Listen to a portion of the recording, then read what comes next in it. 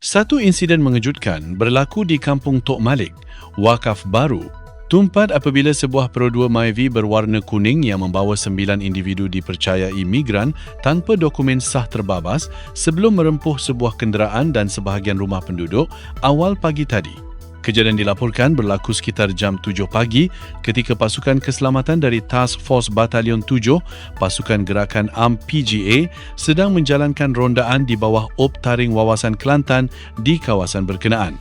Menurut Komander Brigade Tenggara PGA, Senior Assistant Commissioner Ahmad Razi Hussain, pasukan operasi mengesan sebuah kenderaan dalam keadaan mencurigakan ketika melalui kawasan tersebut. Arahan untuk berhenti telah diberikan bagi tujuan pemeriksaan, namun pemandu terbabit bertindak melarikan diri dengan memecut kenderaan. Cubaan meloloskan diri itu bagaimanapun berakhir apabila pemandu gagal mengawal kenderaan sebelum Pro 2 Myvi berkenaan terbabas dan merempuh sebuah kereta milik penduduk kampung serta sebahagian struktur rumah berhampiran.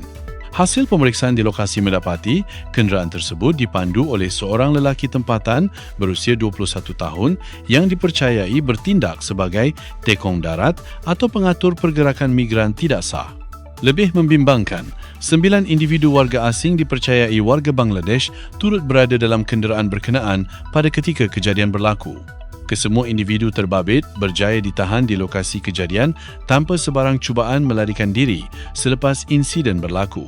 Mereka kemudiannya dibawa ke Markas Taktikal PGA di Pengkalan Kubor untuk proses dokumentasi dan siasatan lanjut. Pemeriksaan awal mendapati kesemua individu berusia antara 20 hingga 55 tahun itu gagal mengemukakan sebarang dokumen perjalanan yang sah untuk berada di Malaysia. Siasatan awal turut mendedahkan bahawa pemandu kenderaan dipercayai menerima bayaran sekitar RM100 bagi setiap individu yang dibawa dari kawasan sempadan Malaysia, Thailand sebelum dihantar ke destinasi tertentu di sekitar kota baru. Pihak PGA menegaskan bahawa kes ini kini disiasat di bawah Seksyen 26A Akta Anti Pemerdagangan Orang dan Anti Penyeludupan Migran 2007 serta Seksyen 61 Si Akta Imigresen 1959,63. Kes ini sekali lagi menyerlahkan cabaran berterusan pihak berkuasa dalam membanteras aktiviti penyeludupan migran di kawasan sempadan utara tanah air yang masih aktif walaupun pelbagai operasi dan sekatan telah dilaksanakan.